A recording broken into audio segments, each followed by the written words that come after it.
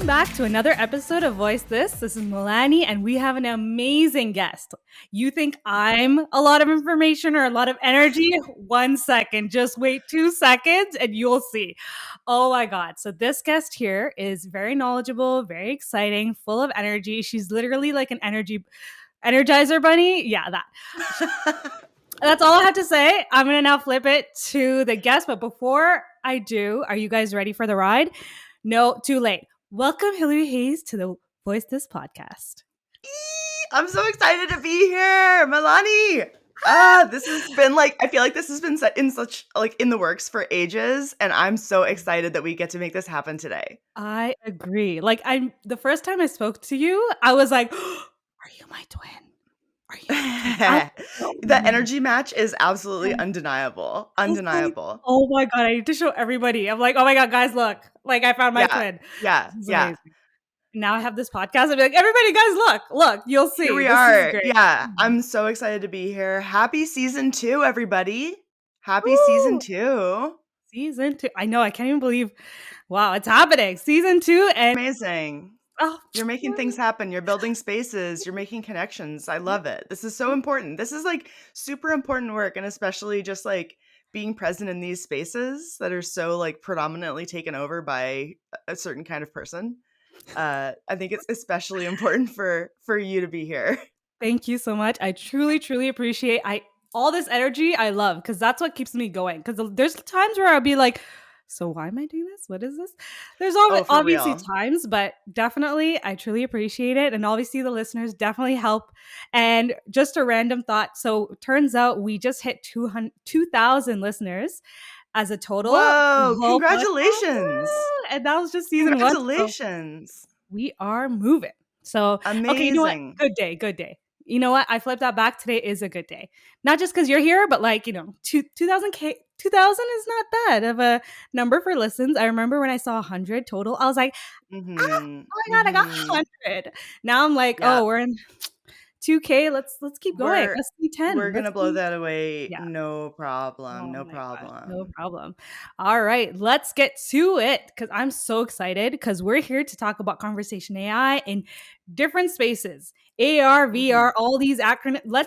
Okay, but we'll get to it. But first, let's get to know about you. So yes, you have a lot of energy, and let's talk about how did you get into this space? How did Hilary Hayes get into conversation AI? Who pulled you in? What pulled you in? Who threw you in there? What happened? That's oh my God. All those questions are so good. I would say that oh my gosh. So I started out as, I'm going to go all the way back to the beginning. My whole point for getting into design, and literally nobody should be making lifelong choices at 17, and yet we have to pick our university majors. So when I was literally a child, 17 years old, I was super determined to go to OCAD University in Toronto. I am from the small town called Midland. It's north of Barrie. It's middle of nowhere. Your friend's friend has a cottage there, but there was nothing. So I was like, I gotta go. Yeah. And I was just so determined to go to OCAD. And there was one line in their industrial design program description that just drew me in. And that was finding and meeting real user needs. Ooh. And that, right? That I don't know if it's verbatim that, but finding and meeting real user needs has become one of my key drivers for being in design and pursuing user research and emerging technologies, because it's all about helping people. And if you're not helping people, what are you doing? Oh my God. What are you doing? So listen, I made a lot of bad choices throughout my life, but that was not one of them. Proud of you. Good job. Thank you, OCAD. We grow and we learn. No, I'm not ready to thank them yet. Let me get a few more years away from paying off that degree. But true. Yeah, no, it's paid off. I just want some more space. But love it. Yeah, so I got into industrial design, which is traditional product design, which is manufacturing based, good solid human factors and research based. And it just it allowed me to try so many different things, from furniture making to lighting design to wearable technology, which I was part of the first cohort of wearable tech students. And while I was at school, I got a chance to be a research assistant for the company that makes the Muse headset, Interaxon. So it's like a brain computer interface. Wild. Ooh. Still blows my mind today, and it's like over 10 years later. Um, so yeah, got into industrial design, and then through wearable tech, got into making the interfaces for wearable tech artifacts, which is, as I would later discover, UX design. Mm-hmm. And then through UX design, which I then dipped into teaching, because I love, one of my personal definitions of success is having enough of anything to share, and Mm-hmm. that includes information. Mm-hmm. So I taught at BrainStation for a few years. I also worked on their UX and UI curriculum. Mm-hmm. So I got into UX design through wearable technology. And then through working in emerging tech, I was working at an agency that used to be called Connected. It's now part of ThoughtWorks. Mm-hmm. And that's how I got into voice. We had a client come to us and say, we want to make an Alexa skill. And this was in 2017, where Mm-hmm. people were doing this, but there wasn't a heck of a lot of documentation around it. Right. Um, and making and sharing documentation is like another. I Oh just my love it so God. much. I just Oh, like we need honest documentation. It's hard work, but it's so important. yes. And It's exhausting, but it's true. You're right. yeah, it's exhausting, but it's important. And especially at that time, like I'm gonna throw full shade. Amazon had so many things in their documentation that were just fully not true. Ooh. Like around like being able to make image calls. They were like, yeah, we hope to do that one day. And I was like, why do you have it in the documentation today? I'm just like, yeah. Yeah, so basically, long story short, got into voice because the question was, who's going to work on this voice project? And I said, I will. Wow. I've never done it before, but there's a lot of stuff that I hadn't done before. And then I just tried because you've got to be brave and you've got to, especially in these new spaces, Mm-hmm. uh, you truly just have to be courageous and believe in yourself and get in there. And yeah, if the documentation doesn't exist, write it. Write it and then put it in front of other people and then have them tell you why you're right, why you're wrong, what they think. Collaborate. Um, and then essentially, long story short, I was at Meta for a few years. I was the principal conversation designer for the calling domain, initially for Portal, and then when we rolled out the Ray-Ban Stories launch, headed that up from the calling perspective. So it's like messenger calling, messenger rooms, WhatsApp calling, like all these different ways of connecting people, Cool. involving some really fun experiments. Because one of the main challenges is there are almost as many ways to have a name as there are people on Earth, Mm-hmm. and uh, robots have been historically trained on very Eurocentric names, Mm-hmm. um, in which there are still many, many different pronunciation styles. But we wanted to get better. My team at Meta wanted to get better at connecting people together and being able to recognize people by their names Mm-hmm. and to be able to just see them and connect them. And so we got to do some very fun data experiments around name recognition, which I think it's not only technically important, but it's also um, humanistically Human. important. Yeah, I was just gonna say, I Yeah, was like trying to find the word yeah, to like important human wise. hmm, But it's true. Like that's the first thing we got was our name. yeah, Use it, say it properly. Thanks. yeah. Oh, It's really yeah, important. very important. You would think that 7 letters of Milani wouldn't cause so much trouble, but people would be like, like, it's fine. Just like say it and then we'll fix it after. But yes, I agree. Names are definitely something. So that must have been an interesting study or interesting time to kind of figure out the problems and whatnot. So what type of I'm curious. What type of studies did you do if you can talk about what you've done? Sure. I'm gonna keep it pretty high level. They were different experiments. So one of the great things about working with such a large team with such a large product base was that we could do a ton of live experiments. And so there were at one time like 8 different experiments that we had in production that we were gathering data from Mm-hmm. to see how these things would affect the task success rate, Mm-hmm. like how much more efficiently we could connect people. Mm-hmm. So, um, one of them, the most successful one, strangely enough, was actually not based on utterance mapping. It was a probability model that we used that was based on some quantitative data. So, very like super like lateral thinking, but it ended up that same probability model ended up being applicable to some work that I was able to do for the Oculus, now MetaQuest team, around voice-based teleportation. Uh, so Ooh. yeah, full of possibilities. Ooh, okay. We'll be asking more. So it's okay, listeners. Don't worry. I know you're like, oh my God, ask her more. Hold on. I'm getting there. 1 second. But Just wait. before we get into the topic, I have one more question for you. Based off of your experiences so far, from industrial design, UX, and all the way now we're in conversation design, what's been your favorite application of conversation design so far, or conversation AI? Favorite? Oh gosh. Favorite application. The thing about conversation is like I consider so voice is a subset of conversation in my opinion. Mhm. And so favorite.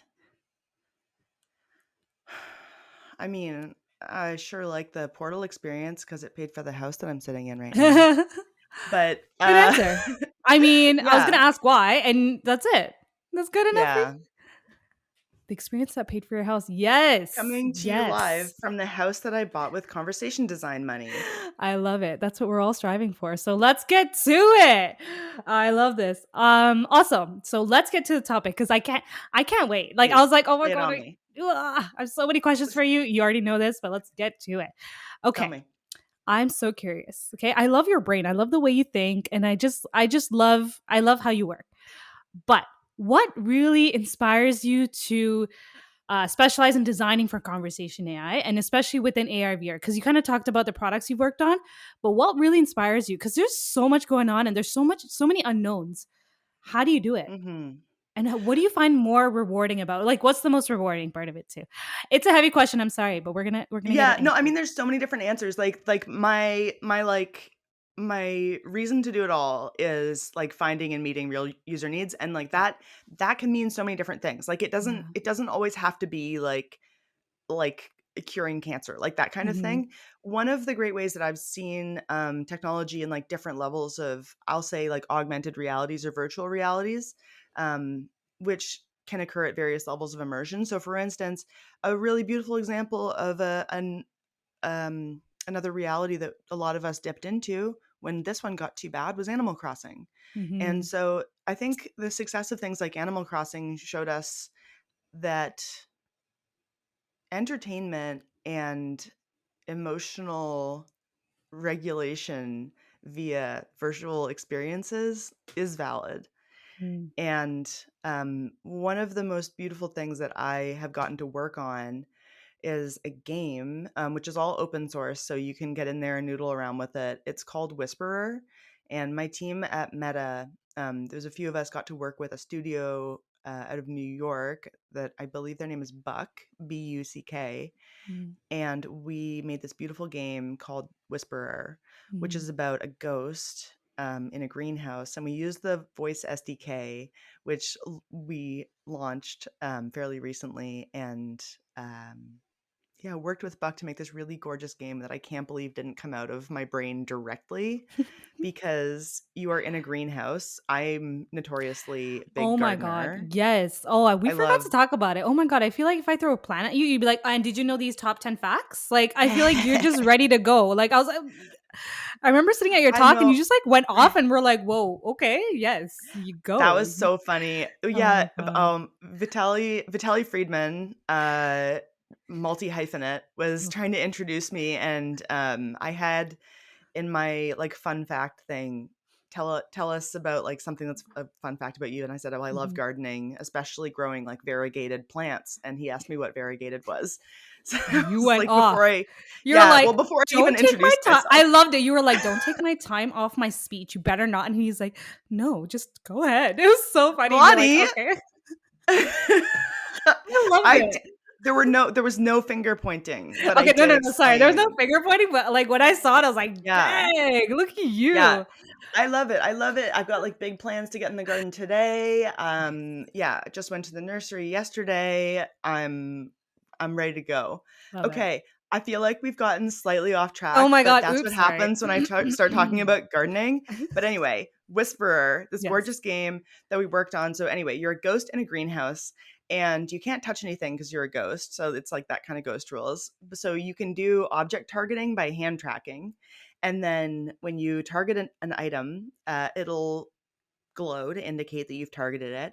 And then you can whisper very quietly to perform different actions to help out the old lady who it's her greenhouse because she's kind of lost her gardening groove. She's gotten pretty sad lately for a reason that you'll find out at the end of the game. We will find out. It is the I know. cutest thing. Oh. And yeah, and there's like a parrot. It's like so cute. And you basically like move plants around to put them back in the sunshine. You water things. It's very cute. It's very cottagecore, but it's all taking place in this beautiful, like southwestern desert landscape. Mhm. It's just like such a stunning game. And I am so, so grateful that I got to be part of it.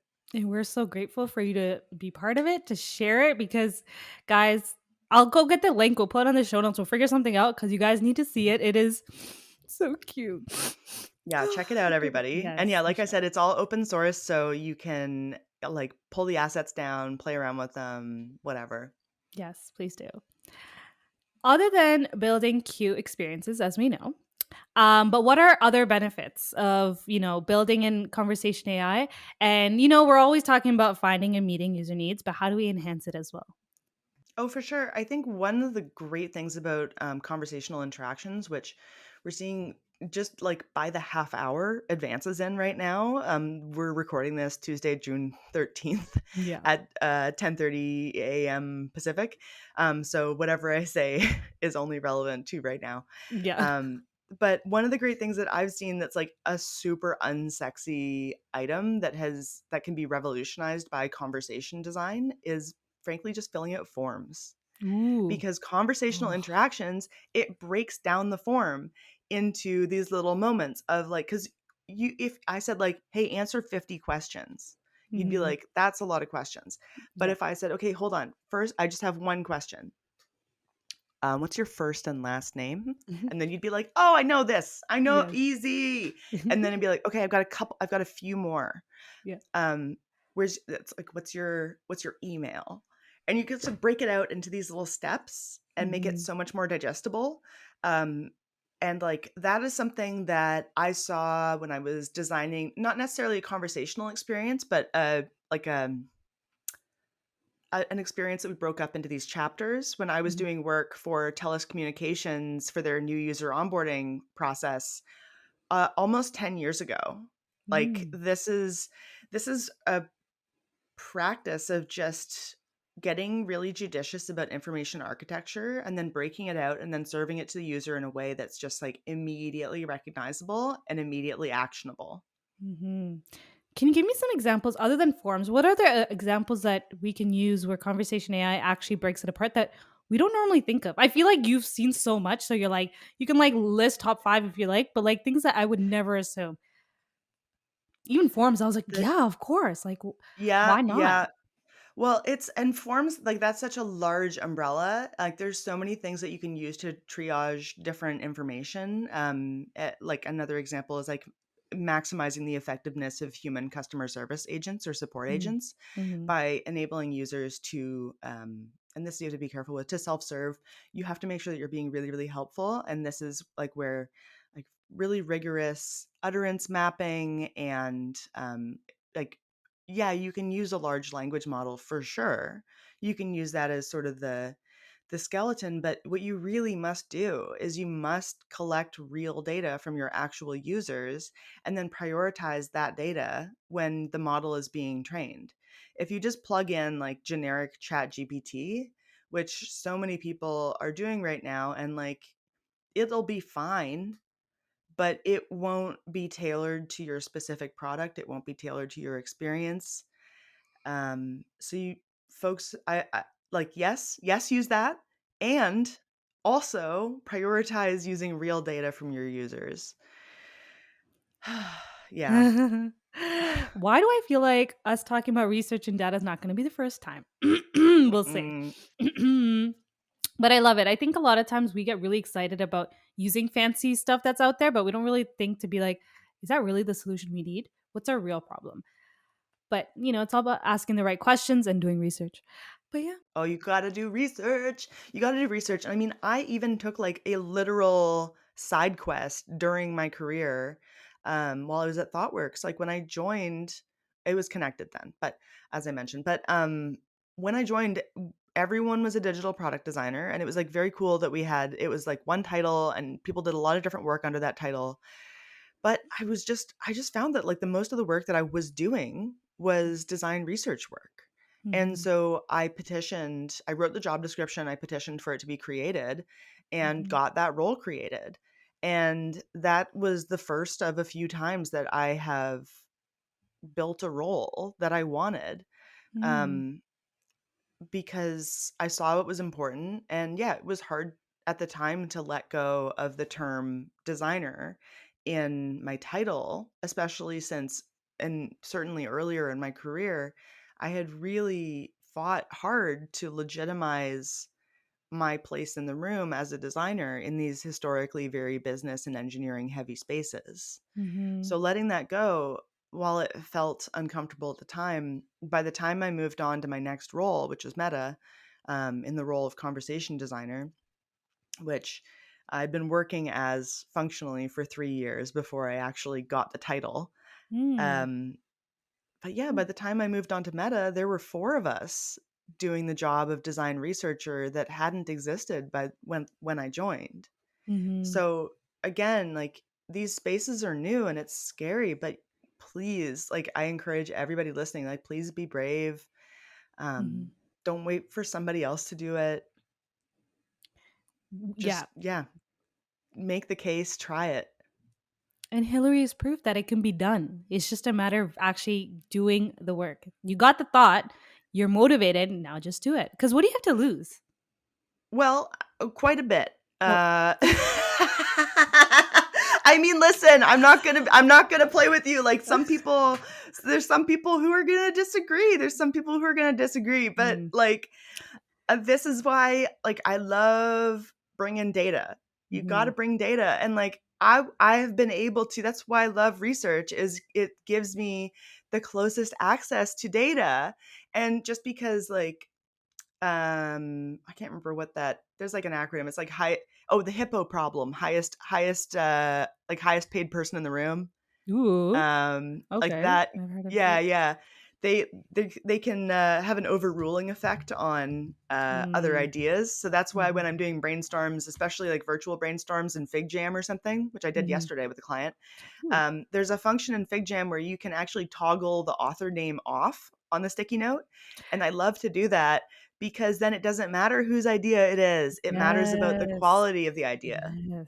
That is very important. That's why a lot of times, even sketching, we try our best not to put anyone's names in because then you're going to be Mhm. biased and be like, okay, well, the designer knows what they're doing, not the product manager. What sketches, you know what I mean? Like, yes, Yep. I Oh yeah. agree. I Oh yeah. agree. Speaking of being inclusive, let's talk a Mm. little bit about that. Because how, right? Like, in terms of inclusivity, accessibility, and trying to touch upon different backgrounds. It's been a conversation nowadays with ChatGPT being like, oh, is it inclusive and this and that? There's biases. But what Oof. do we Yeah. do? How do we do that? Or at least what are like the first steps or, to get into that thought? Sure.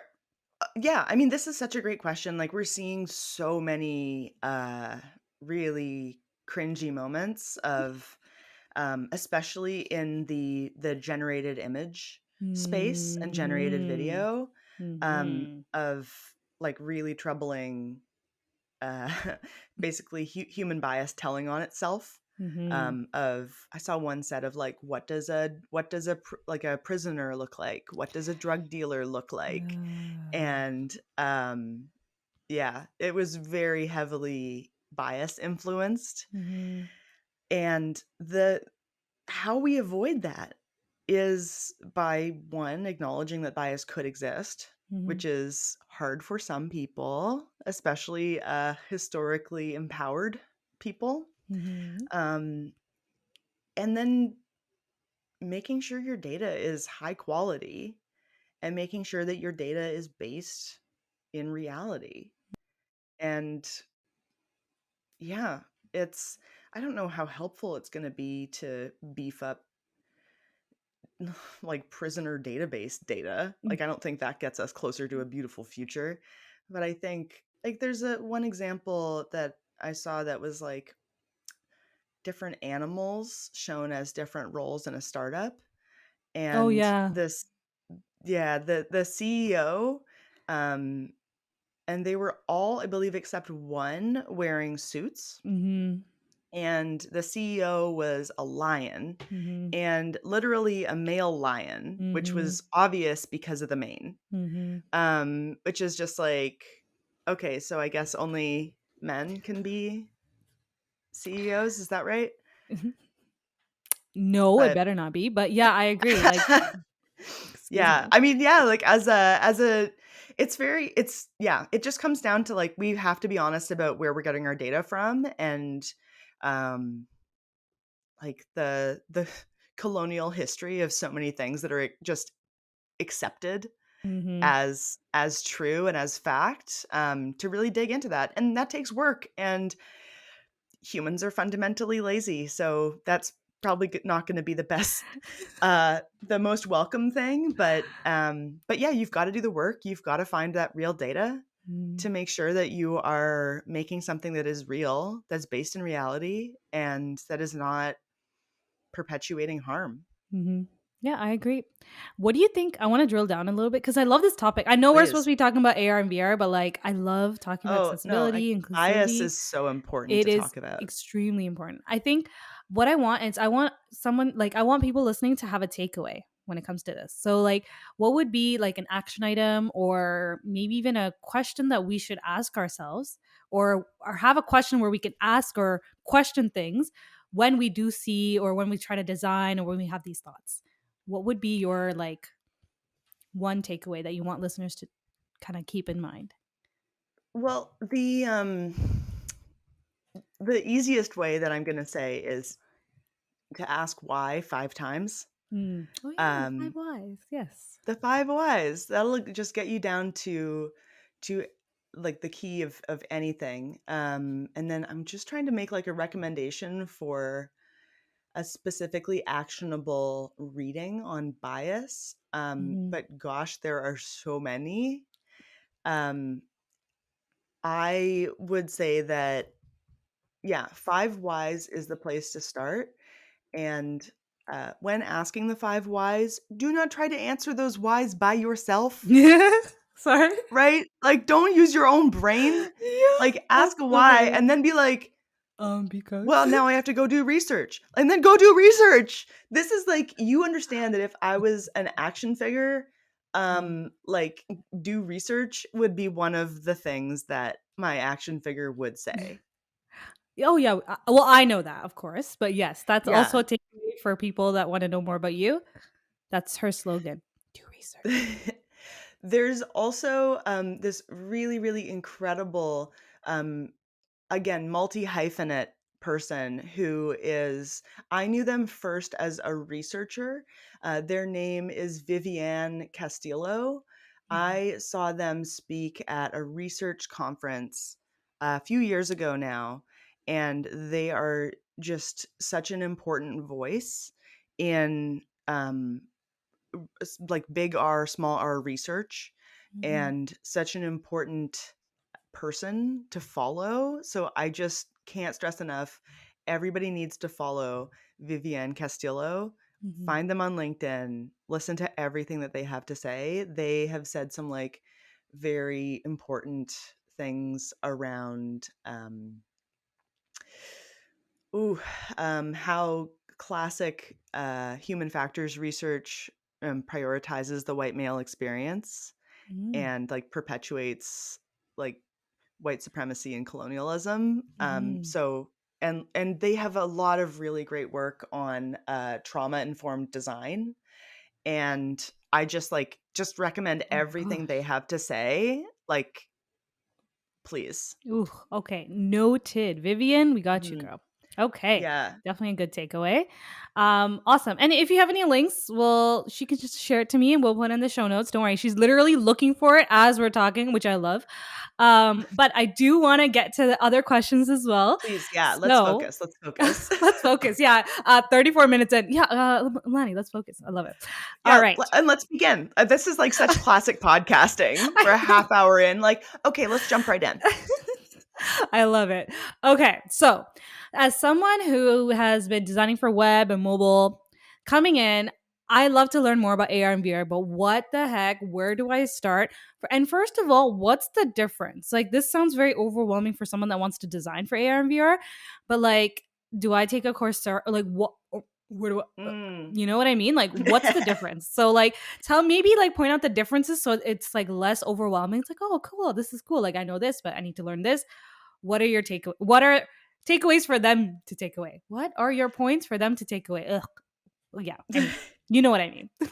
I do. And so I'll start by like breaking that down. So so augmented and virtual reality, the major differences that I'm seeing, and then there's like also like mixed reality and Oh like yeah. different things like that. I'm Mhm. only going to talk about augmented and virtual for right now. Yes. Augmented, I would say augmented reality is anything that augments your interpretation or understanding of reality. That can be Google Maps, that can be your banking app, because you can understand immediately how much money you have. It gives you a superpower that you didn't already have. So you can interact with the world in a more Ooh. contextually informed way, because you will be able to immediately know, can I afford this or not, without having to like tap your card and then have it make the like sad sound. Um, I which love it. for folks at home, that sound, that's called an ear con. I shit you not, an ear con. It's Yes. like an icon for your For ears. your ears, yes. Like when I first So heard that, I was like, "Are we serious? English? we are Wow, love it." yes, we are in fact serious. That's why I want everyone to just take all of the seats when they get like overly serious about policing anybody's grammar or Yeah. language or anything, or whenever people are like, they added this word to the dictionary. The dictionary is a report on language, not an instruction manual for language. Mm. So Oof. Oof. Love take that. the seats. So augmented reality, that can be things like have visual aspects as well. That can be a visual overlay. That can be haptic feedback that lets you know when you need to turn or when you need to take an action. Um, that can be audio cues, Mhm. that like navigational audio cues, whether those are earcon based or literal like voice based. And then with virtual, that's a deeper level of immersion. So for me, that's kind of where I draw those lines. And you can Mhm. say, well, when does it become virtual? Well, I think Mhm. that really depends. And that's a very annoying answer that is going to be very true for many things about design, is Yep. it depends. Mhm. And yeah, virtual is just when you cross that threshold into, you are, I would say, majority immersed in a digital or generated experience, then you are in virtual reality. And so yeah, that could be again the what is it, Apple Vision Pro, I which I know. think is very very interesting that they released the Pro model first. And I I know, am right? more interested to see, and I loved the fact that when they were like, and it's only $3,500, everyone's like, oh, like yeah, that sucks. That sucks. Like I that is gonna keep things know. exclusionary. I That is know. gonna, like, I want to know what the like just the Apple Vision, like when they Mhm. released like the C line of phones, that they Yeah. were like, ah, it's plastic, it's fine, and people were like, I can finally have an iPhone. um so, which is like, you don't need an iPhone. But anyway, Yeah. from an accessibility standpoint, when you're thinking about accessibility, you also have to think about like economic accessibility. Like, who are the people who are being included or excluded from this space depending just on price point. Mhm. Mhm. So I would second the audience in saying, "Ah."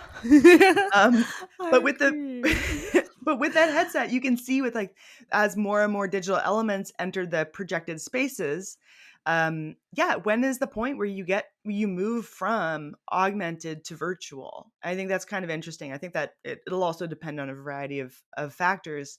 I love thinking about augmented and virtual reality. I love thinking about um, small m metaverses. Mm, Like I would say that like one small m metaverse is the world of Animal Crossing, mhm, and even more so like the sub. It's almost like it's once again thinking about the internet, mhm. that you think about the internet as a whole, but then you're like, but that's not what it's for.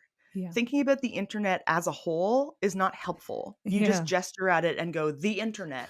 How you actually engage with it is on a site by site and page by page and even like section of page by Mm, section of page. And I mhm. think that is the part of augmented and virtual reality that I want people to focus on, that it's not about gesturing at a thing and going the metaverse. It's about, okay, well, what augmented reality elements can you include in your user's day to help Mm. them? And can you tell us some examples while we're going through that as well? Yes, definitely. Like there's so many it it depends. It depends And that's the it answer. depends Okay. what, yeah, and like I've kind of, there's like different terms I've kind of been throwing around, and my my teammate at Meta, Leaf Martinson, and I were working on some different terminologies for what this is. I'm thinking about like, is the next term like omnimodal? Is it Mm. metamodal? Like, Ooh. what are we like? What's the next thing of like? And we saw some of this start to emerge within the Apple presentation with utilizing the ecosystem or constellation of devices that the person has access to Mhm. and getting those devices to work together. So, whether that's using the phone or device screen as sort of a portal that can become activated when you're looking at it with your wearable tech, Mhm. and be able to engage with multiple points like that. Mhm. So I think it does depend on like what the specific constellation of tech elements that the person has, whether that is like a smart home speaker that they could do audio cues with, whether that is connected with lighting that they could use Mm. with that, whether they Yeah. have a wearable on, whether their wearable has output capabilities and what those are, whether it's light or whether it is a haptic or sound, um, or something else. There's so many options to engage with the user, and that's why, again, do research, Mm. because you want to find out like where your users are, what is around them, what they have, and how you can engage with them. Makes sense. Makes sense. I'm so curious now. So, because of this world of, there's just so much, and as you said, oh, it depends on your, problem, whatnot. Okay, but That is like what I when it sound like. comes You're right. to, no, when you're running for specifically now conversation AI, when it comes to what are some challenges that you see, or what are unique challenges that like we really need to consider? Hmm. Yeah. So the one of them specifically that voice can solve but isn't always available to solve is typing and Mm. text entry. Mm-hmm. Um, so now that we've gotten speech recognition, it's better. Mm-hmm. It's better for transcription, um, because I don't know if you've ever tried to type anything in headset with like an Oculus Quest No, I or haven't tried. something. It is No. so Oh painful. It's so no. painful. It is truly like typing with like a TV remote or like a game remote. Oh Like it's literally like no. like, and it's a it is slightly better because you can like use both controllers to be, but you have to be like select letter, select letter, select Oh. letter. And then sometimes there's autocorrect and you can be like, yeah. Oh, But okay. it's so painful. And literally years ago, I proposed an option for, which I think is on my Medium still. I can't remember, but I proposed an option for Androids among us will know about swipe typing, which I love. As a proud Android user, I refuse to take the green bubble shame. Number one, the bubbles are only green for you. That's not a me problem. Ah! You know what color the bubbles are for me? Any color I want. Oh my Okay. god. True. So, voice can solve in augmented and virtual reality. It can solve typing really, really easily. However, you don't always want to use voice for typing. Yeah. So, that is something that I'm like really curious about how we're going to end up solving Mm. because complex text entry continues to be something that we all want to do. Like, Mhm. I want to enter search terms. I want to like text my partner. I want to like do whatever. Mhm. Um, and sometimes I'm in public and I don't want to use voice. So Yeah. then what do I do? Like what if Mhm. I have like if I am wearing a wearable that Mhm. is projecting augmented reality elements into my space and I want to interact with them or like respond to a message that I see come up from my sister, how can I do text entry in a way that doesn't suck in augmented reality in a like non-private space? Mhm. How to do it comfortably. Exactly, without having to go like or to like take out my phone, which I know is like not the end of the world necessarily, but it may not always be the option. That's very, ooh, that is so interesting. Okay, I want to know more. I want to know more. Okay, when it comes to designing, because we talked a little bit about it, now we want to get, you can tell us as much as you can. So maybe like a high level design process on designing conversation AI within these spaces of AR and VR. Whew. That really depends on what the Oh, tech stack. it depends. Um, No, I'm kidding. yeah, Sorry. that I'm like, guys, stay tuned for the merch drop.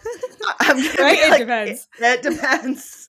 Yeah, it depends. Yes, Flag, I a love it. banner. Yeah. Let's do it. Yeah. And you can have the voices. Yeah, let's do it. We're good. Okay. Hey, Got stay this. tuned.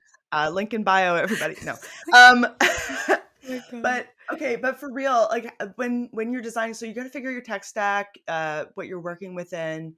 You got to figure out what your like what the sensory options you're going to be using for communication are. Like, is this voice? Is it audio? Is it visual? Is it haptic? Is it something else? And then going from there. So in my experience, like working on designing mostly virtual reality experiences, Mm.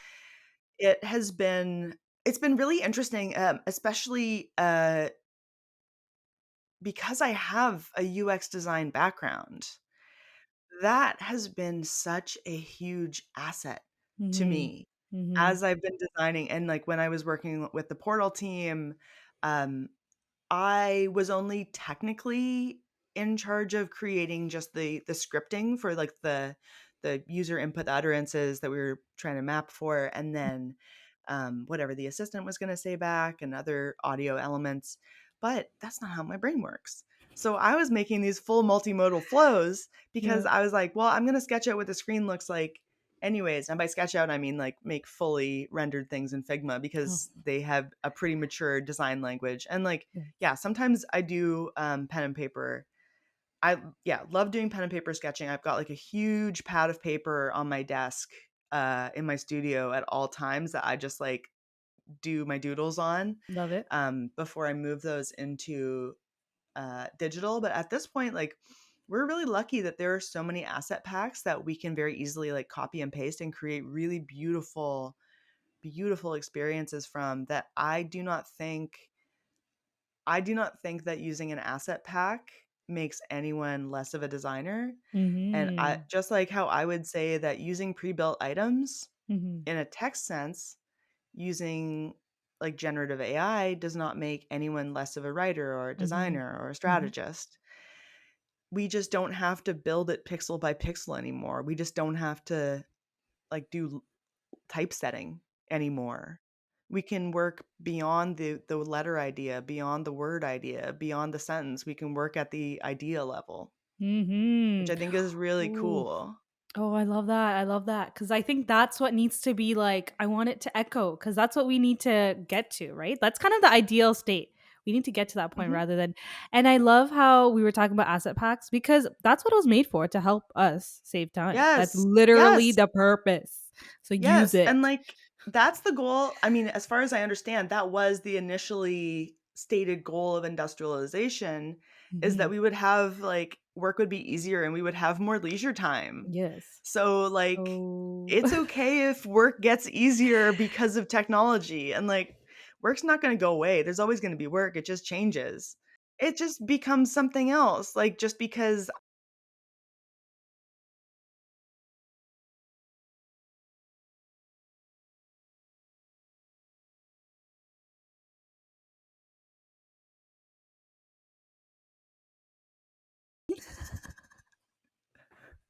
work just changes. We have more jobs now than we've ever had in human history. exactly. Go check LinkedIn. And I think nowadays it's just about using our brain to be more creative. That's what it's taking us to. So, yes, I love that. Echo it. Yes, yes, yes. Oh my God. Okay. So, we've talked about designing AR, VR, the unique challenges. I'm curious about like what's been your favorite learning when you were like back in the day when you were learning to design for AR, VR and getting into the spaces. What was kind of like, oh my God, like the point where you're like, oh my God, this is the coolest thing I've ever made, or like you've ever discovered, you've ever learned. You know how you have moments like that when you're designing or solving problems, or maybe even going through research. Maybe you read something, you're like, oh my God. Any moments? Oh my gosh. I mean, I would say that one of the moments I had 2 moments. One, when I was a very junior designer, when I was, like, really, like, in my first full-time role as a UX designer, I Mhm. remember realizing one day while I was working in Photoshop at that time, because kids, we used to have to make everything individually, Yes, like, from make the scratch. buttons, and then this was, like gang, this was, like, 2013, so the buttons had so many textures and shades So yes. Oh, and yes. like and they all had to be made individually. Um which is wild. Again. So I oh love my it. You're gosh. like kids. Back in the day. Now Yeah, you missed. in the old country when we used Photoshop. But I remember realizing that someone had made Photoshop, which like Mhm. of course they have, but like somebody, a designer, I'll say designer, small d, big D, I don't know, Oh my whatever, doesn't matter. God. They made the tool that I'm using to make things. And I Oh my remember realizing that and then being like, "Oh no, I can't think about that too much."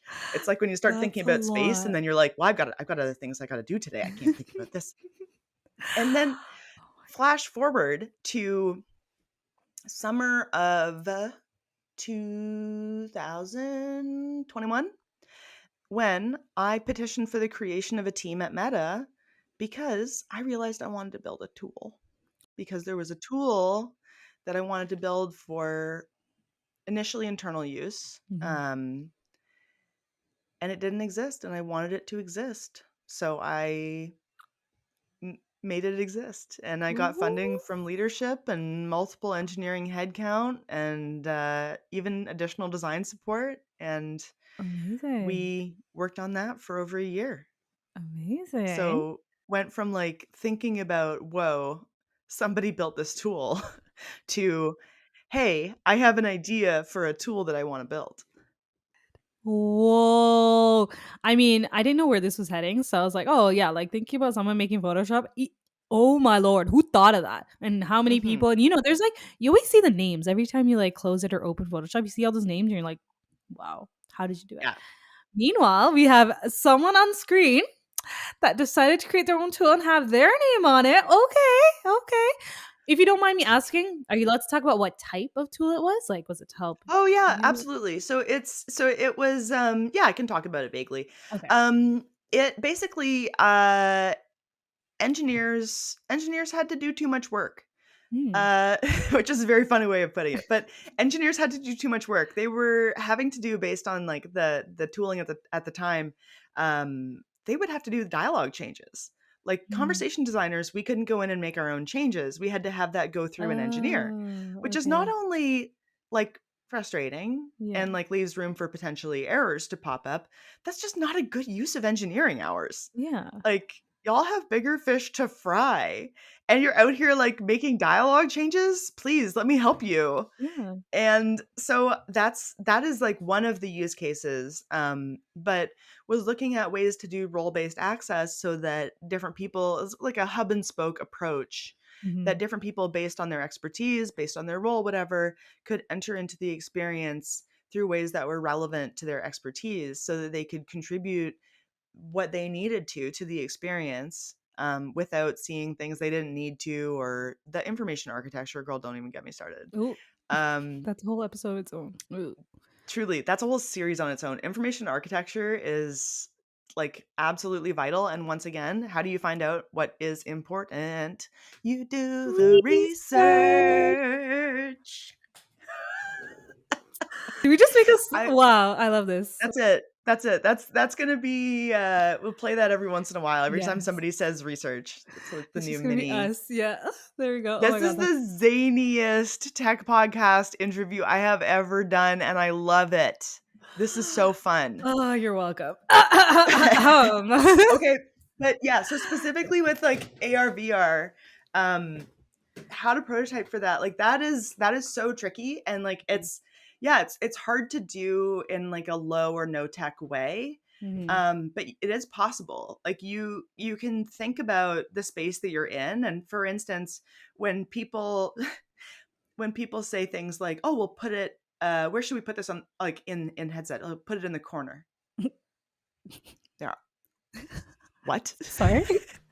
The corner of the what do you mean? And it's just like things like that, like when you're really used to designing for screens, that you're like, the corner. And then when you're in the headset, you're like, oh no. There is where is Yeah. Yeah. oh my god, so It's funny. so that's why you're like, okay, so we're gonna have like a head, like it's like a head, it's called head locked, not like a Mhm. wrestling move, but it's like it like hovers based on your head position. So you Uh, like you can have like something that's like there that yeah. sort of stays with you. Or you can do like a tool Got it. belt, Yeah. um, or you can do something that's attached to the user's actual body. Bodies Mhm. in VR, don't even get me started. That's like the first thing that I do when I get into VR is Uh, I look down. yeah. Number one, do I have feet? Number two, do I have a body? Number three, if I do have a body, what is it like? Because Yeah. I promise you, and this is once again uh tech accidentally telling on itself bias wise, the Mhm. number of times that I have looked down and found that I had a male body, Ah! ugh, No. no, no, No. thank you. And yeah, no. And like, so I, and which is just like, I'm like, oh wow, you just like assumed, you're like, well, my body looks like this, so this is bodies. For Um, everyone. Let's go. for everyone. Oh, Didn't God. even hit me with the gender binary perpetuating, are you a girl or boy at the start of the game? Which, like, as a non-binary femme, I'm like, I can't, what do you Um, mean? biases. Yeah, biases. But yeah, look down when you're in VR, find out if you have a body, and find out whose body it is. Because maybe it's not yours. Oh my god, I love that piece of advice. So put on headset. Number 1, put on headset, look down. Num- Look for look, feet, look for body, be disappointed because half the time it's not yours, cry, and then move on with your life. Got it. Okay. yeah, take the headset off to cry though. Oh yeah, please don't ruin it. Thank Yeah. you. That's like step number 6 or whatever. Okay, good to Yeah, know. I learned a lot about that during the early part of the pandemic for sure. Oh, nice. Okay. I Don't love that. This don't is so cry good. in your headset. Another takeaway for everybody. Oh my god, I'm gonna cry now. This is so I love this. This is so good. This is so good. I love your brain. And I love talking about all the things like AR, VR biases, because there's just so much information and very important information. And I love how you highlight it, even though we're talking about AR, VR, but I love how you highlight this because it's not just important in AR, VR. These are topics that are important in just design in general, just building Yeah. in general, making, creating. In general, we need to have these thoughts. So amazing, amazing, amazing. Now, in order for us to build new products for the Mhm. future, where do you see conversation AI playing a role in it? Do you think Oh it's my going to gosh. be bigger, smaller? Are people going to forget? Are we going to start typing properly? Like what's happening? Yeah, I think that that's like we're really seeing this incredible explosion right now of chat really re-entering the space Mhm. in a big way. Mhm. I mean, like the buzziest interface right now Mhm. is chat based Yeah. and has only recently started being capable of really meaningful context holding. Mhm. Um, what we're not seeing in ChatGPT, and I don't know how we would see it necessarily, but is follow-up questions. And Mm. this is where it is so important to train on real data so that you can ask follow-up questions, because Mhm. that renders, as far as I'm concerned, that renders the experience actually conversational. Yeah. Because if it is truly just a like question and answer Mhm. and question and answer, Mhm. um, then you are still falling into the trap of the user must know what they need to ask and how Mm. in order to get quality responses. Yeah. And that puts the weight back on the user, Mhm. which is not fair. Mhm. And I think that's where that's going to be the I mean, it may be the advance in ChatGPT itself, but I see that as the key opportunity space for companies and products to do their own custom model training based on data that they already have from like their users or FAQs or whatever, and be able to ask high quality follow-up questions that maybe the user didn't think of, or maybe um, pure capitalism. Maybe it's an upsell opportunity. Like but it's still something that you can do. And if you just train on Chat GPT, you can't do that in a way that is in any way intelligent. Mm. Mhm. That's very interesting. So, follow-up questions are kind of because I feel like we don't even see that now, and we're kind of seeing that now in ChatGPT. We can kind of like but like even then, Yeah, it doesn't reprompt the user though. That's what I mean, no, is that it exactly. doesn't say like the only follow-up that you're getting is just around pure like response accuracy. Yeah. And then you're only getting like thumb up, thumb down, and then you can do a text input to Mhm. say like why the thing that it said was like actually horrifically incorrect. And if we want to get feedback or like follow-up questions, we have to force it and be like, ask me follow-up questions to know more about what you're asking Yep. or what we're trying to get out of this. But other than that, that's still artificial. Why am I telling it to ask me follow-up questions? That's weird. But like in terms of so follow-up questions now in the space of for headsets and whatnot. So if we're working any sort of headset, now what does that look like? How does conversation AI play a part there? And is it follow-up questions that we're going to see as a future? What's the natural progression or yeah. Yeah, I think that it depends, but also that when people have, we'll say in the context of headsets, like augmented reality headsets, or even virtual reality, but I'll focus on augmented for right now, Mhm. that you can do much more intelligent, contextually based, proactive engagement with the user. So, for instance, like it's cool if my fridge can remind me that I'm almost out of almond Mhm. milk or whatever, Mhm. but that I can't actually action that unless number one, it is during my grocery ordering window Yeah. that happens on Monday afternoons, or if I am near or in a place that I could buy that product. Mhm. If my fridge is just like telling me that I'm out of something, I'm While just you're just like, standing there. yeah. And so if I am in a space where I'm not necessarily actively thinking about like, oh, I need to get more whatever yogurt, Mhm. Mm. um, then like tell me at a time that's convenient for me that I can actually action that. And that's something that I'm still like, there's so many ways that just contextual knowledge is not being leveraged, even just in like mobile or web. The fact that our banks don't have more intelligent, um, like my bank doesn't recognize when I get paid. Like, they don't recognize when my payday is, and Yeah. there's so many different, like, contextual moments that you could suggest to a user in the most relevant moment. Yeah. That's so true. These are all authorized payments, right? Like bills even going in. Like you yeah, I that's very interesting. Yeah. But then when you break out of the purely digital spaces and you get into like the embodied space, then you're able to be really helpful because you can't take all actions at all times. Some actions you can only take when you're in certain physical contexts or Mm. certain time contexts. So for instance, like I said, like my grocery ordering window, if Mhm. my fridge is telling me like, "Oh my gosh, we need more yogurt." But I'm like, Mhm. "Okay, well, can you let me know Monday at 1:30?" Like Mhm.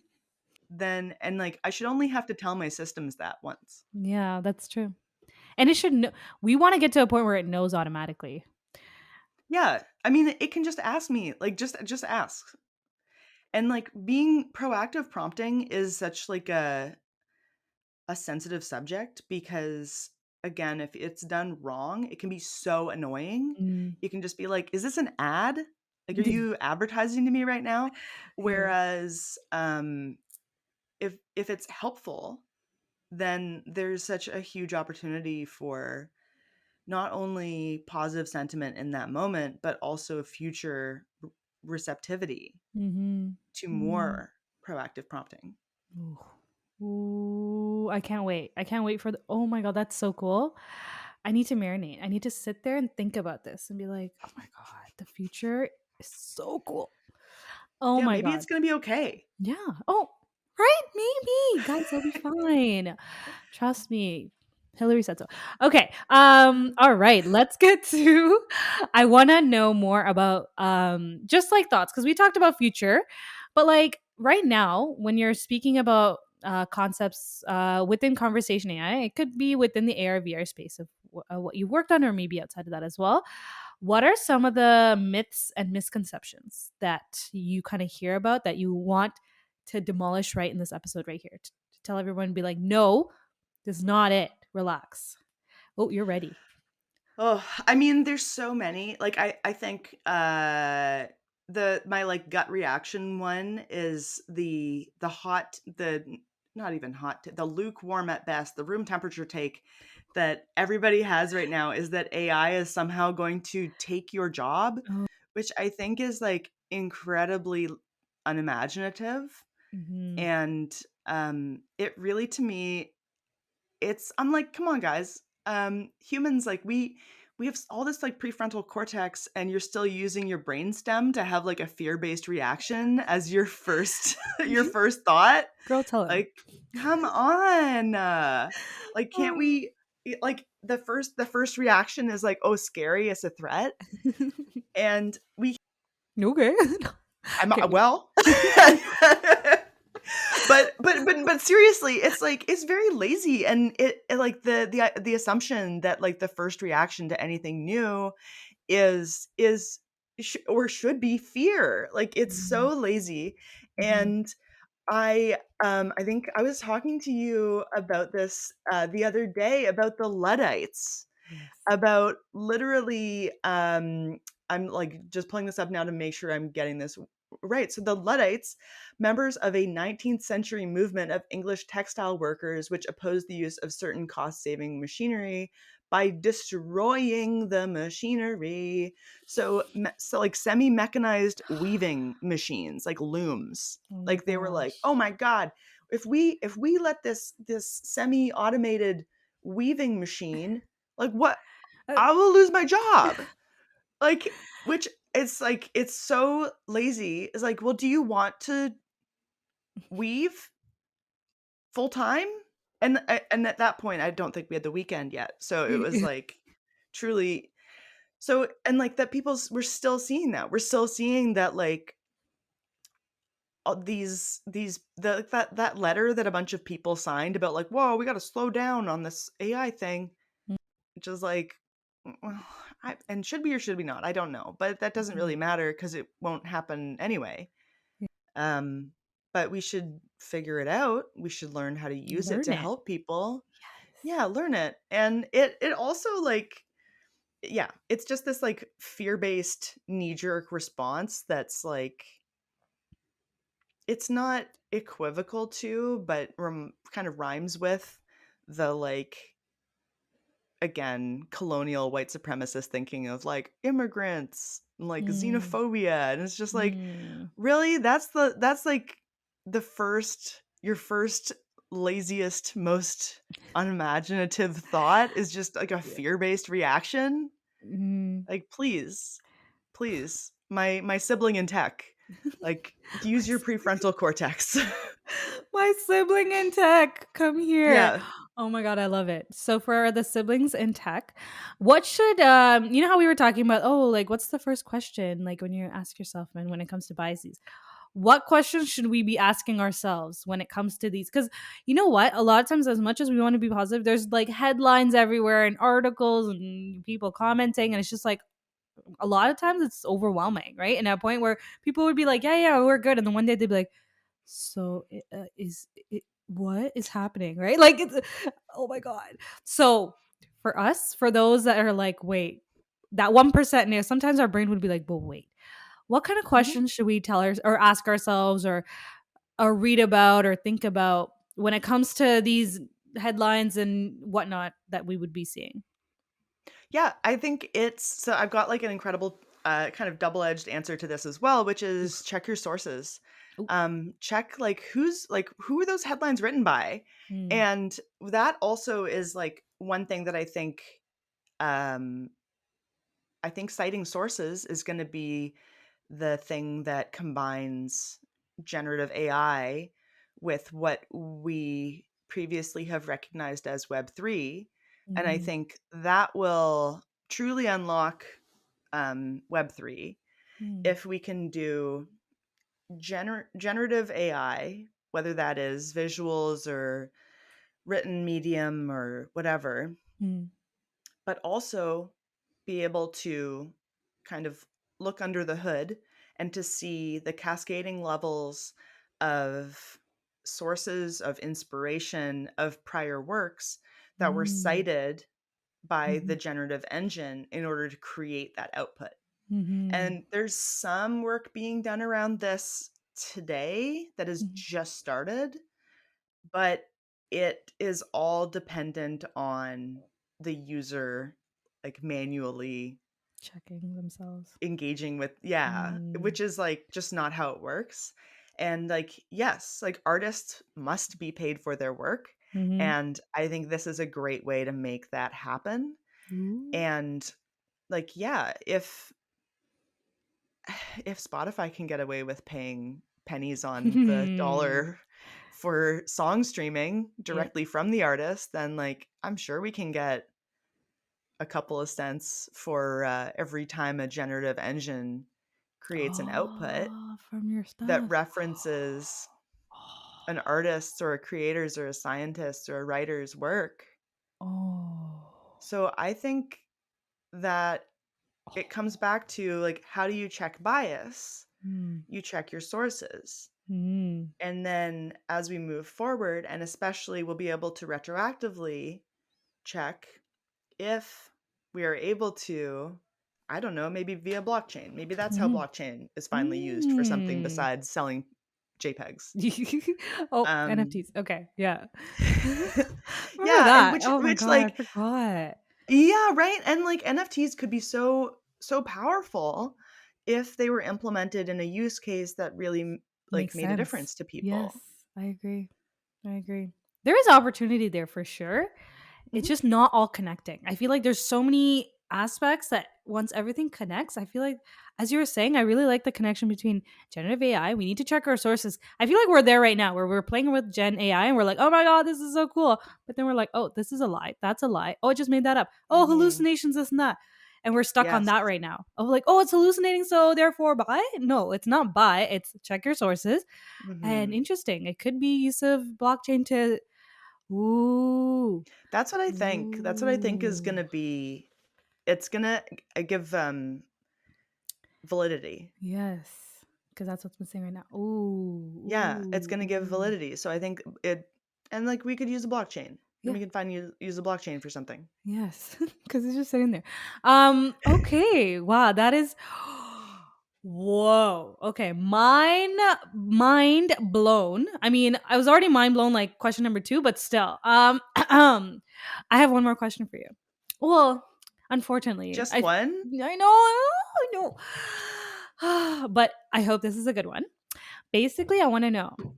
Hmm. You're very opinion. You have so much knowledge, right? Like you have all these opinions, okay? But when it comes to a certain thing, and you're like, you know what? When it comes to conversation AI, this is what I believe in. But everyone's like, no, I don't think it makes sense. Da, da, da. Maybe it's something about what we've talked about, and you can talk about it further. But what's something that it's true to you, but nobody agrees with you on? It's true to me, but nobody agrees with me on. Oh Yeah. my gosh. Okay, maybe like 2 people Um, agree with you. I'll agree with you, but like anyone else.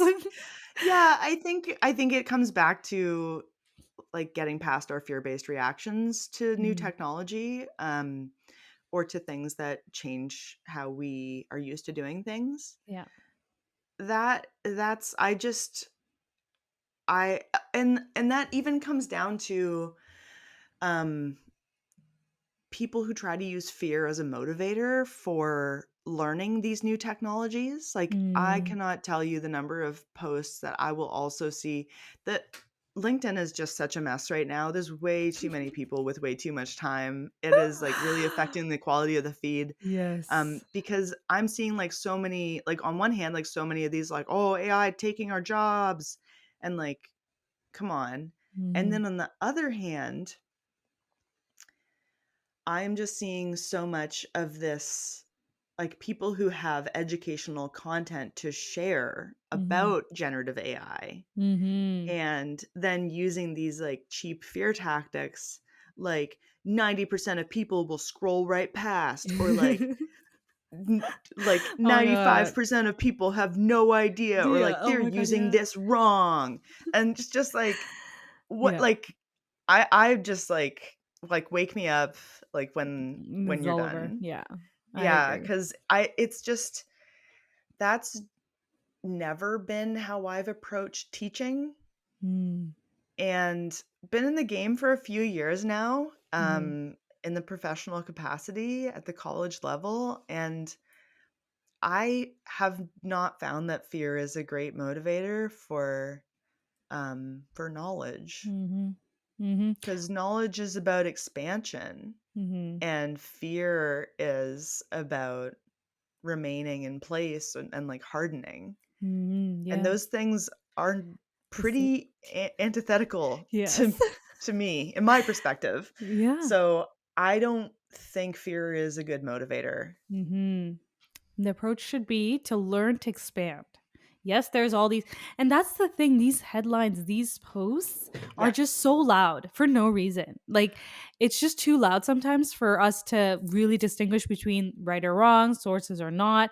Should we be scared or not? I think that's what Right. it is. And I don't think so. I don't think I would just come back to like, if you're scared, like who does that serve? Yeah, yeah. It's not serving you. No, because then you're just like shivering. Yeah. And like you're not gonna get any like high quality imaginative work done if you're just like Shivering? morose Yeah. and shivering. Ugh. Yeah. Don't be, it's so easy to say that. Like, Mm-hmm. don't be afraid, like be courageous. Trust me, this is like something I have to look in the mirror and say to myself every single day. Mm-hmm. You just feel the fear and do it anyway. Mm-hmm. Mm-hmm. And then also you can question, like, if you're feeling fear, whose fear is it? Mm. Because it might not actually be yours. It might be some of these Mm. clowns out here being like, 9 out of 10 people use chat gpt wrong, follow for like quality prompt engineering, Prompts. like, Oh my god, I know. yeah, Quality I prompts. know, I just no. yeah, like, It's all about like you're using it wrong. You're too late. And like and you know this, Millani, because you've attended a talk by me, is that I always tell everybody this in all my talks. Folks at home, if you are listening and you have been to one of my talks before, you will have heard me say this. And no, it is not do research. It is. You are not too late. You're Yes. not too late. You're not Yes. too late. And like the hype is so real and like fever pitch and all that. And like I've said it before and I'll say it again. Like I thought I was too late when I was getting into UX design in like 2012. Oh my I thought God. I was a baby then. I didn't even know what UX design was. And I thought I was late. The moment I found out, I was like, oh, am I late? And I felt like I was. right, exactly. And that's Exactly. Because that's crazy. like the fear-based reaction Yeah. Yeah. of you just like you find out about this thing, and even if the thing is like so new, you're Mhm. like, "Oh, but there's this guy and he like posted about it on LinkedIn and like he knows what he's talking about." Yeah. He does not. And They like don't. I made the foundation for my career in conversation design off just like making like I would just find something out, I'd be like, I think this is true, and then I would share it on the internet. And Mhm. for a long time I was just waiting for somebody to argue with me, and like weirdly enough people didn't, which is a very weird experience for a woman on the internet. Like I was like, fight me, and I everyone love was it. like, great point, great point. I was like, what's happening? Hilary wants So to fight. This is so funny. That is yeah, so funny. Hilary Hayes wants to fight. And then so then nobody did, and it was very weird. But anyway, you're not too late. Yes. Keep going. Learn, start learning right now. It's okay. Incremental progress is infinitely better than nothing. Mhm. And please channel your cishet white bro and post about every tiny little thing Oh my that God. you have learned. Anything once a Yes. day. Go on LinkedIn and say, hey, today's learning about generative AI. Uh, like, here's how to fake a follow up prompt. And Mhm. like, you do not have to break new ground. Trust me. A Mhm. lot of these people who are posting are certainly not. Mhm. You just have to be in the space. Mhm. You learn, you be in the space, Mhm. and hopefully, ideally, someone can learn from you. So true. Wire your brain and then rewire it if you need to, but just keep going. It's a process that more than anything. Oh, ooh. Yeah, Now I feel keep like I should going. be Keep posting on going. LinkedIn. The only thing I do is like just post about voice tech, the voice this podcast, and that's it. I'm like, guys, look, more things about the podcast. I do. Yeah, but you can even, I It's mean, that's true. good because this is like you're doing like important community building work here. And Mm-hmm. like, and also, you can also just repost like interesting things. You True. don't even have to write about it. And Yeah. if you just fill your feed with cool resources, even if it's just for yourself, you have a Mm, place that you can go back to be like, oh, here's all the resources. I do it's that all the true. time. And then Mm, also, people who may choose to follow you, suddenly they're looking at you and going, whoa, this person has a feed full of really cool resources. yes. Ah. So rather than saving it and just be like, yeah, I'm gonna keep this for myself, repost it. Just post it on Reshare. LinkedIn. You don't Yeah. even have to say anything about it. You Yeah. could just put it in there, share it. Yeah. And or if you want to do like minimum viable, say what Mm. it is. You can say like great mid journey prompt options. Stand there and be like, great, my journey That's stuff. truly that's it. Like Yeah, the bar is just like it's a true. centimeter off the floor. But don't say things like 9 out of 10 got it wrong. Look, no, Uh-uh. Don't no. use that fear. I will put Oh my god. the little sleeping face with the Zeds, the little emoji on your post. I Yeah. swear to God I'll do it. Oh my god. Yeah. She will. She's not I will. I've just. done it. Yeah. She will. So you better watch out. Wake me up when we're past the fear-based thing. Yeah. I don't know how long that's gonna take. But in the meantime, I have an activity for you. So usually when it comes to this episode, I realize, oh my, I wish I can ask you more questions, but such is life. Maybe we can do a Oh part no, two or you'll have to bonus. have yeah, have me Okay, good. back. Yes. Okay. Good. Good. Good. Because I have a lot. Like, and maybe that's when I can wake you up and be like, I think we're done. I think everyone's stopping. Oh no, I lied. Go back to sleep. We'll see.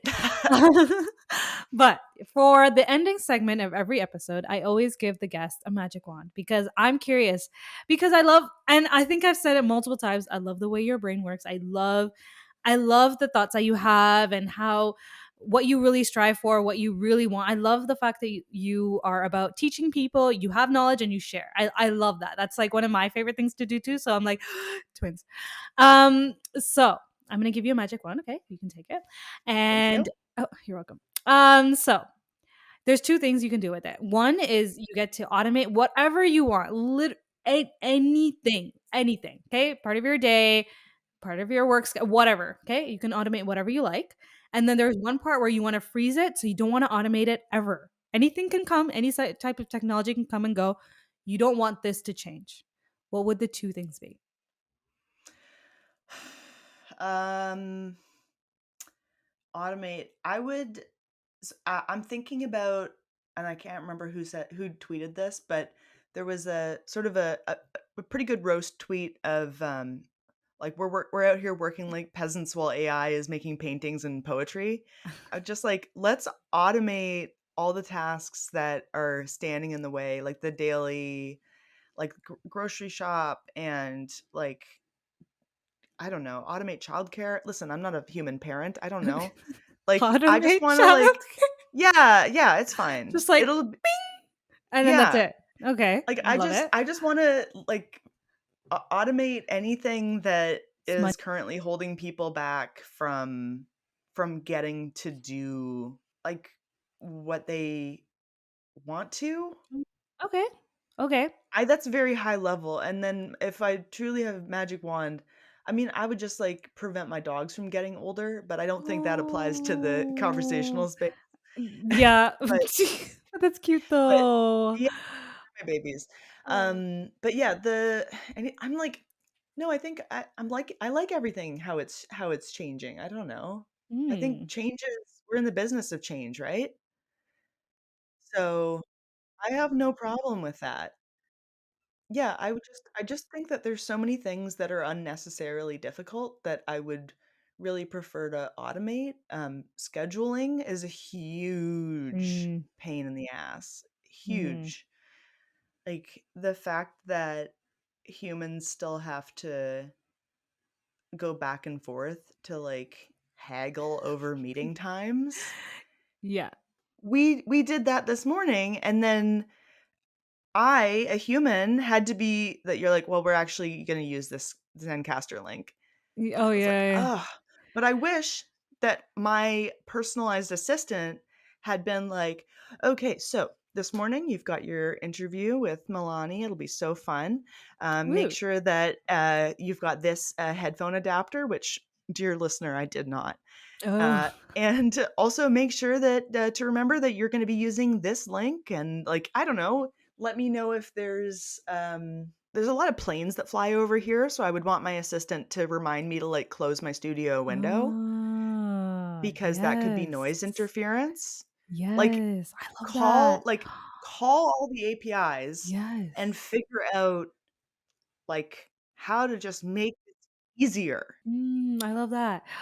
Oh my god, if I can oh my god, you're giving me ideas. I wish I can just be like, I have an interview and Perfect. the mic just like comes up on its own, headset just like unlocks, the window gets closed cuz like while I was setting you up, I had to be like, "Oh, the window," cuz I can hear kids playing. I'm like, "Oh my god, the window, the door." I had to tell everybody and be like, "Don't bother me." And I don't know if anyone can tell, someone did bother in between I can see the door open. I'm like, "Ah!" But we're good. It's okay.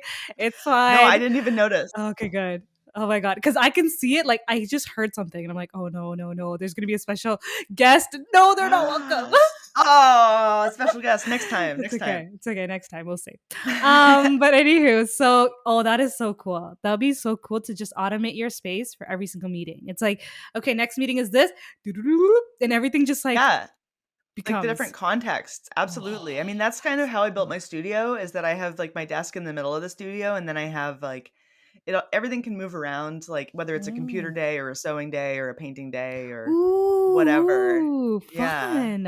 Oh, okay, Yeah, that's so cool. all kind of depends on the context of the space, but Yeah, for automation, I mean, gosh, if I could go back and wave a wand and implement actually what I said around source citation for like cascading, like if I could just go ahead and make that possible, Oh, um, that there would be something sort of like how you can right click on something and see like the date that it was created or like different when things have been edited, but some way of almost in like cascading like drop down menus be able to say like, oh, this is actually from Jimi Hendrix cover art, and it's also, but it was painted in the style of painter Brienne Burnell, mm, who's like more of a, like an imaginative pastelcore abstract, mhm. and it has references for like the live action Teenage Mutant Ninja Turtles. Like I want, and like all of these different things, like I want to That's know so funny. all the different factors that combine. So let's automate that. Love it, love it. Yes, yes, please, please, please. Oh my god, yes. That is so good. So what would you not want to automate? Not automate? Yeah, in this space. Gardening. I love gardening. Oh yeah. Yeah, I'm not Yes. automating. Yeah, I Stay away. especially stay Were you away. gonna say Like stay away? stay away from my garden. Yeah, I No, love that's it. truly like I love Yeah. unplugging by gardening. I love getting in the soil Yeah. and like interacting with like the little critters that I find. Like Cute. we have really wonderful little birds here that are always very, very curious about what I'm doing. Aw. Oh, that's so So cute. I love it. yeah, don't Cute, cute. automate. I don't want to automate gardening. I think Yeah. maybe that'll change if I finally have like a greenhouse, that I would want to like automate the like humidity and temperature control and like Yeah, air that's fun. purification and stuff. But Yeah. no, for right now, I just like getting my hands in the dirt. Oh, that is so cute. I love that. Oh, so wholesome. That is beautiful. I feel like that was such a beautiful way to end this episode. I know we spoke about gardening like in the middle of the episode, but like genuinely, that was such a great way to kind of get to know more about you too. That's why I love this question, because it talks about like how your brain works, but also when we're talking about what not to automate, it kind of goes straight to you. Right? Because it's like, what's your favorite thing? It's like the first thing you Yeah. think of, that's what's most important to you. So you mentioned your dogs at first, and we came back Hmm. to gardening, which is beautiful. I love it. Hilary, it's Yeah. been a Oh, pleasure. This was so good. We knew this was gonna be so good. fun. We Oh my knew. gosh. Like the I moment we love met, talking to you. me too. The moment we met, I was like, oh my god. And I Yeah. think I was like telling you, like, oh, why haven't we met early? Why am I meeting you now when you're in a different Hey, country? you know what? That's one of the things that I love, that the internet helps us Yes. connect over time and Yes. space. We are in different time zones, we are in different countries, but we still get to have this amazing Exactly. conversation. I Thank you agree. so much for having me on. This was just a blast. Oh, and it's been a pleasure, and I can't wait. The listeners are going to be like, just, you know what is so funny though? In the beginning, we were like, oh my God, this is going to be so energetic. Woo. And then, like, I feel like we got so serious. We're like, oh yeah, biases. Oh yeah, this. Oh yeah, yeah, yeah. And I like, it was like halfway through when I realized, I'm like, oh, we're so serious. Oh, We can be where's our, but it's okay. some things deserve to be serious. Like Yes. bias is fucking insidious. Yes. So like So, let's be serious about let's be serious about bias. Let's be yeah. serious about minimizing harm. Let's be Yeah. serious about like crediting and paying artists. Oh, can we automate that? Like, can we find out a way to automate that where, like, That part. Yeah. yes. Okay, Yeah. that too. Like Okay, that. add that. Cite your Add this. sources, pay artists. Yes. Oh, okay. This is so many ideas. So many ideas. I feel like there's so much inspiration that can come out of this episode. And I feel like you would get more and more inspired each and every time you listen. Oh my God. I can't wait. Listeners, you guys are this is so good. I'm so glad you got to this point if you do. But thank you so much, Hilary, for such an amazing episode. We talked about AR, VR, we talked about biases, accessibility, myths, everything in between. Literally everything. Gardening. Woo. We covered a lot. Yeah, there's a lot in here, but I'm so glad to have you here. Thank you so much. And yes, we will grab you in for a bonus. Well, if we have a chance, we're getting you in. I don't care. We'll figure it out. You're coming Book back. me. And Do it. good. Okay, good. I'm going to book you in your calendar with your schedule and we'll figure something out. All right. Thank you so much. You're amazing. Right back at you. Thank you. Bye. Bye. And that's a wrap, folks. Thank you so much for joining us on another episode of the Voices Podcast. I hope you enjoyed this episode just as much as I did. And as you can tell by my energy in every episode, I do. And now that you're here, make sure to follow us on all the social media platforms at VoicesPod. Make sure to subscribe on YouTube. at Voices Pod. And make sure to follow us on all the podcast players, the YouTube channel, do it all. Stay tuned for more epic content. And until then, this is Millani, and you've been listening to and watching now Voice This.